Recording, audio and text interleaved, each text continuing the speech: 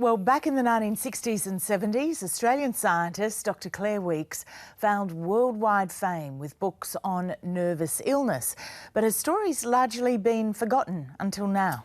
A new book called The Woman Who Cracked the Anxiety Code highlights that groundbreaking work and how it helped tens of millions of patients right across the world. And its author, Judith Hoare, joins us now from Sydney. Judith, good morning to you. Good morning, Michael. Tell us a bit more about Claire Weekes and how she indeed broke the anxiety code, offered so much help for people suffering nervous illness. Well, it was a wonderful chase, Michael.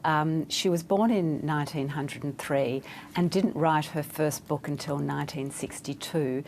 But in that period of many decades, her story began with her own experience of nervous illness in her 20s, in the 1920s, and she was completely bewildered by the terrible feelings that had invaded her. She had heart palpitations, she'd been wrongly diagnosed with TB, incarcerated in an institution, and she became very stressed. And when she was discharged, she was a very gifted student at the University of Sydney studying science. And I think it was that personal experience, then fortunately helped by a soldier who explained to her that what was happening to her was she was just frightened of herself. She was suffering from nerves, that it was fear of fear, that her heart palpitations, which had so distressed her, were just a result of being frightened. And he'd learnt that himself from the trenches in World War I. So it was her own experience and then running into this scientist, running into this soldier, and then her scientific background, followed by a medical degree, really listening to nervous patients, and this whole lifetime of attention to anxiety that resulted in these very gifted books. These very gifted books. The breakout book was Self-Help for Your Nerves back in 1962, written from a layperson's perspective, even though Claire Weekes was well trained. But she copped a fair bit of pushback, didn't she, from the psychiatric establishment at the time. And in your view, how unfair was that?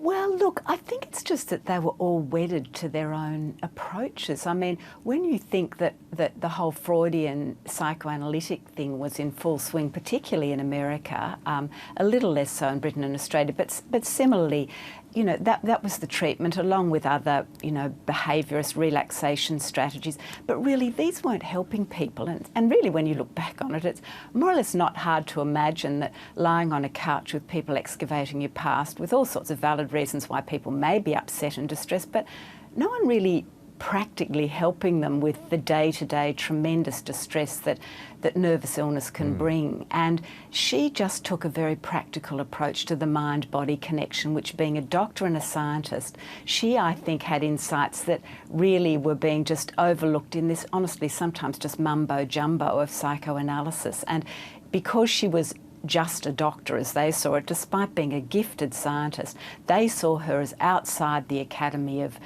psychiatry and psychology, and therefore not qualified, and worse, writing self-help for ordinary people. And very little mumbo-jumbo on her books. Finally, Judith, your book goes a long way to putting Claire Weekes' name in the forefront of our minds, but why hasn't she been a more, I guess, celebrated figure in Australia, given the huge impact she's had on the lives of not just people here in Australia, but right around the world?